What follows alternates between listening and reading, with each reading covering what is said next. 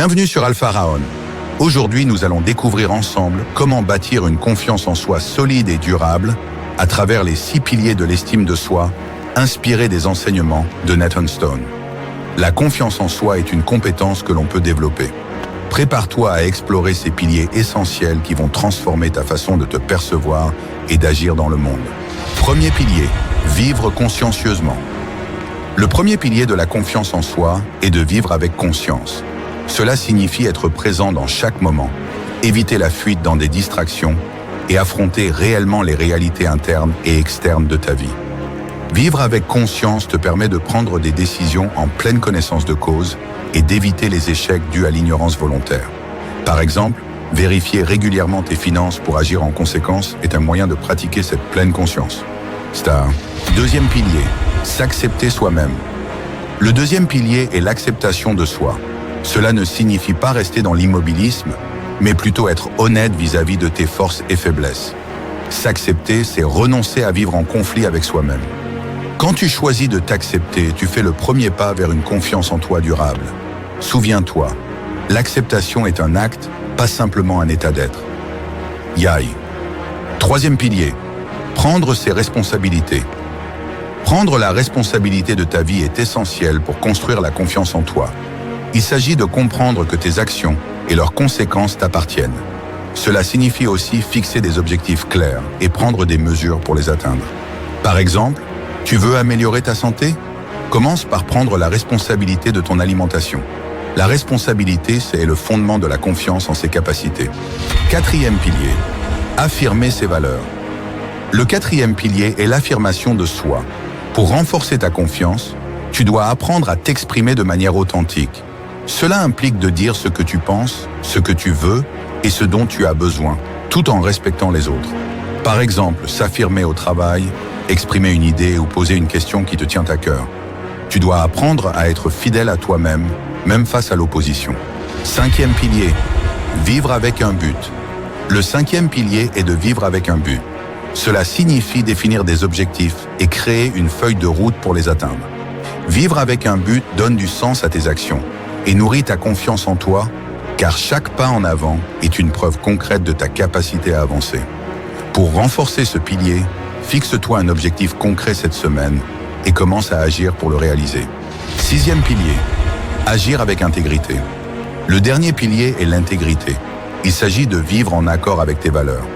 L'intégrité crée une cohérence interne qui fortifie la confiance en soi. Cela signifie que tes actions sont alignées avec ce que tu dis et penses.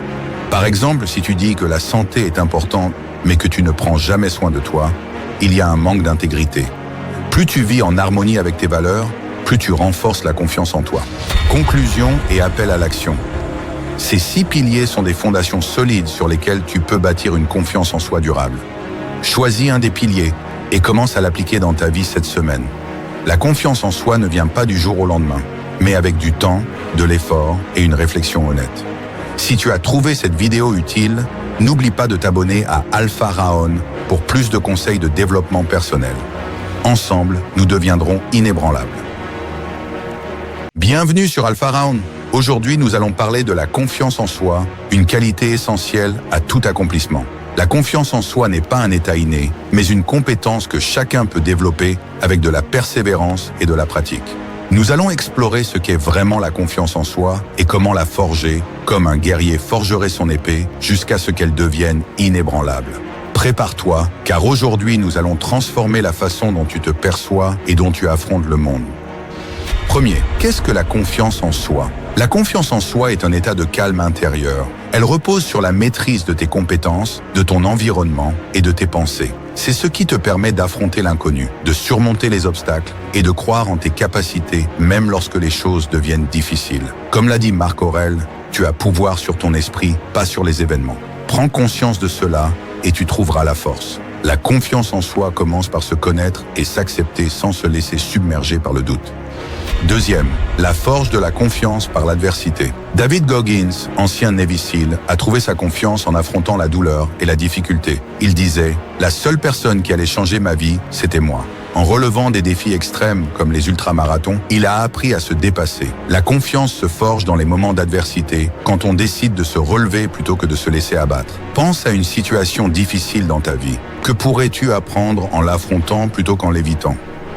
Troisième, la confiance en soi comme outil d'action. Andrew Tate dit « Tu ne peux pas attendre que les opportunités viennent à toi, tu dois les créer ». La confiance en soi est cette conviction que chaque action est une étape vers le succès. Imagine-toi devant une décision à prendre, mais freinée par la peur de l'échec. Souviens-toi, chaque action renforce ta confiance, même si elle ne donne pas immédiatement les résultats escomptés. Agis et tu deviendras plus fort. Quatrième, les stratégies pour développer une confiance inébranlable. Premier, commence par des petites victoires. Chaque jour, fais un pas vers ton objectif, même minime. Par exemple, si tu veux faire du sport régulièrement, commence par 10 minutes de marche par jour. Ces petites victoires créent une dynamique positive qui renforce ta motivation. Deuxième, savoure l'échec. Winston Churchill disait « Le succès n'est pas final, l'échec n'est pas fatal. C'est le courage de continuer qui compte. L'échec fait partie du chemin et il te permet d'apprendre. En échouant, puis en t'améliorant, tu construis une confiance qui ne se brise pas facilement. » Troisième maîtrise, toi-même et ton environnement. La confiance vient de la maîtrise de tes compétences, de ton environnement et de tes pensées. Plus tu développes ces aspects, plus ta confiance grandira. Un environnement organisé et des pensées positives sont essentiels pour te développer dans la bonne direction. Cinquième, la confiance et les croyances personnelles. Comme l'a dit Épictète, ce qui trouble les hommes, ce ne sont pas les choses, mais les opinions qu'ils en ont.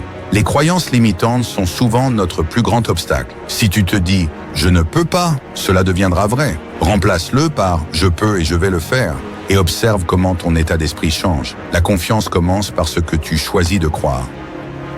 La confiance en soi est une compétence qui se développe par la pratique et la répétition. Choisis un défi personnel cette semaine, que ce soit de parler en public, d'apprendre quelque chose de nouveau ou d'affronter une peur. Mets-toi au travail et partage ton expérience. La route vers une confiance inébranlable commence ici et maintenant. Ensemble, nous grandirons.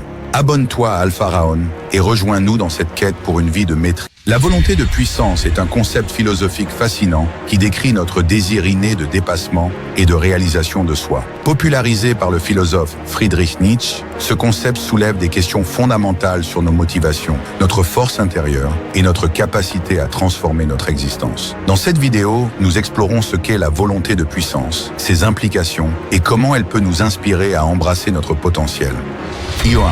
Qu'est-ce que la volonté de puissance? La volonté de puissance, selon Nietzsche, est bien plus qu'une simple quête de pouvoir ou de domination. C'est une force intérieure qui pousse chaque individu à s'améliorer, à se surpasser et à créer sa propre réalité. Nietzsche écrivait « L'homme doit trouver sa grandeur dans la capacité de se dominer lui-même. Cette volonté n'est pas dirigée contre les autres, mais contre soi-même pour aller au-delà des limitations et devenir la meilleure version de soi. Elle représente une énergie créatrice, un moteur de transformation personnelle. 2. La différence avec le désir de pouvoir. Il est important de distinguer la volonté de puissance de l'idée de soif de pouvoir. Le désir de pouvoir est souvent orienté vers la domination sur autrui, tandis que la volonté de puissance est un développement intérieur. Par exemple, dans le sport, un athlète cherche à se dépasser pour atteindre des records personnels à travers le travail et la persévérance, sans nécessairement écraser les autres. Cette volonté est une quête de perfection qui repose sur la discipline et l'auto-amélioration, plutôt qu'une simple domination.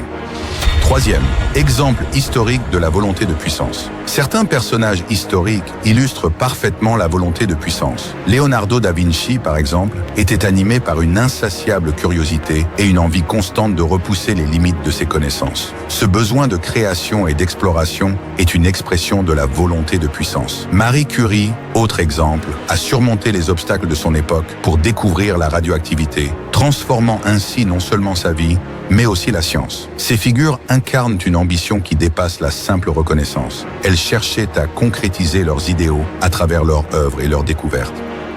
4. La volonté de puissance et le dépassement de soi. La volonté de puissance s'exprime dans notre capacité à surmonter les difficultés, à résister aux épreuves et à transformer les obstacles en opportunités de croissance. Nietzsche déclarait « Ce qui ne me tue pas me rend plus fort ». Cette citation résume l'essence de la volonté de puissance, la capacité de se renforcer par l'adversité. Par exemple, les sportifs de haut niveau s'entraînent intensément, non pas seulement pour vaincre leurs concurrents, mais surtout pour repousser leurs propres limites. Cette force intérieure leur permet de se transformer en des versions d'eux-mêmes, toujours plus résilientes et performantes. 5.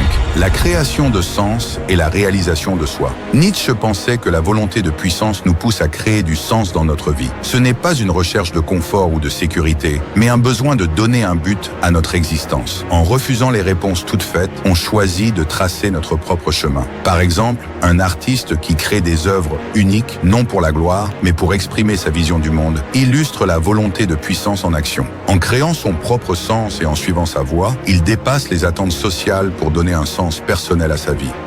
6. La volonté de puissance comme force évolutive. Pour Nietzsche, la volonté de puissance est une force évolutive. Elle pousse l'individu à dépasser ses instincts de base et à embrasser des idéaux plus élevés. Ce concept rejoint l'idée stoïcienne de transformation intérieure, où l'homme doit dominer ses instincts primaires pour atteindre une forme supérieure d'existence. Nietzsche voyait cette volonté de puissance comme un moyen de se libérer des limitations imposées par la société et de réaliser sa véritable nature. La volonté de puissance est un appel à la croissance personnelle, une invitation à se dépasser et à chercher le sens au-delà du quotidien. En comprenant et en cultivant cette force intérieure, nous pouvons devenir des créateurs de notre propre vie. Commente si tu penses que la volonté de puissance peut transformer notre vie et abonne-toi pour plus de discussions philosophiques.